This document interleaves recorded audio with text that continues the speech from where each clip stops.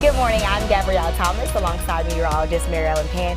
Marilyn, I have to be honest, it felt like fall this week. So how's the weather shaping up today? It's definitely going to be a cool day today, and we do have the threat for some spotty showers, but I think there'll be plenty of dry hours to get out there. And we're looking good here in our York Skycam. See, the clouds have broke up nicely, mostly clear to partly cloudy skies at this hour. However, we are still under the influence of an upper level low. You could see it swirling there just to our northeast in the showers north of us in New York, and some of that energy is going to be pivoting south and bringing that chance for some sprinkles or spotty showers. In fact, even at this hour, we're seeing some real light sprinkles, maybe even a little light shower moving through parts of western Mifflin County, Juniata County, heading towards Perry County, and that will continue to move to the southeast. And as we check out our live local 8, most of the area is dry, just a little more cloud cover to the east across Lebanon, Ephrata, and Lancaster.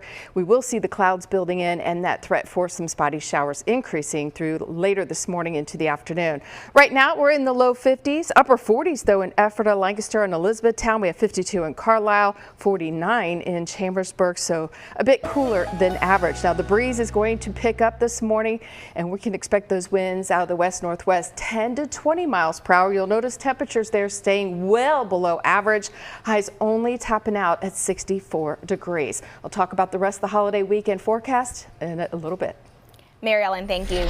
Police in Lancaster County are looking for someone who stole over 100 vases from the grave sites of veterans. Columbia police say they received reports of the robberies happening between Sunday, May 18th and Friday, May 23rd at the military garden of the Laurel Hill Cemetery. Right now, police say they do not have a suspect, and News 8 spoke with Officer Rebecca Blatt at the Columbia Police Department, and she says this is more common than some think. Unfortunately, it seems to be more of a common thing than it should be, but especially, Memorial Day weekend and for veterans' graves specifically to be the ones that were desecrated and disrespected. We're taking that extra close to home. Anyone with information about the crime should call the Columbia Borough Police Department number on your screen. And water safety is top of mind for many in our area this weekend. Higher water levels have even forced the closure of the River Park docks in Columbia Borough.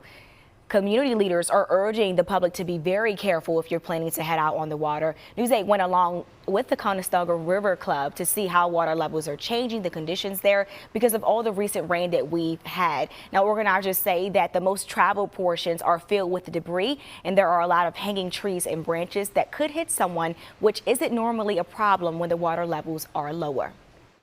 Make sure that you are aware of the conditions of your current waterway. That is the #1 risk. Be aware of what the water levels are and what that means for downriver navigation. A separate concern ahead of Memorial Day is traffic. With influx of drivers on the road, Memorial Day weekend is one of the most dangerous holidays for traffic. The Hearst Television data team took an in-depth look at data from the National Safety Council, which estimates the number of traffic deaths expected. The NSC estimates there will be about 443 traffic deaths this weekend, 6% higher than last year's. Now, some contributing factors to these numbers: more drivers are on the road, traveling longer distances, and engaging in risky behaviors behind the wheel. Over the past 6 years, the average number of traffic deaths during Memorial Day weekend has been about 10% higher than on a non-holiday weekend. A full look at this data is available right now on our website, and you can get there by scanning the QR code in the bottom right-hand corner of your screen. New this morning, a driver hit 2 pedestrians and one of them is now dead. Police say the crash happened at the intersection of South Hanover Street and West Pomfret Street just after 8 last night. It took police until midnight to clear the scene, and police say the driver is not injured, but one pedestrian was injured and the other died. Stay with News 8 as we work to learn more on the details of this crash.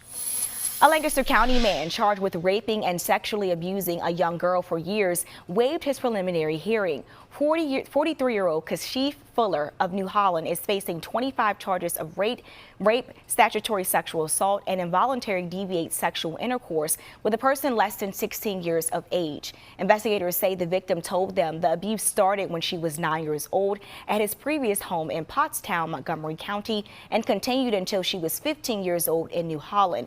He's been held on $750,000 bail, with Assistant District Attorney Elizabeth Lapp arguing he poses a high threat to the alleged victim. And in Lebanon,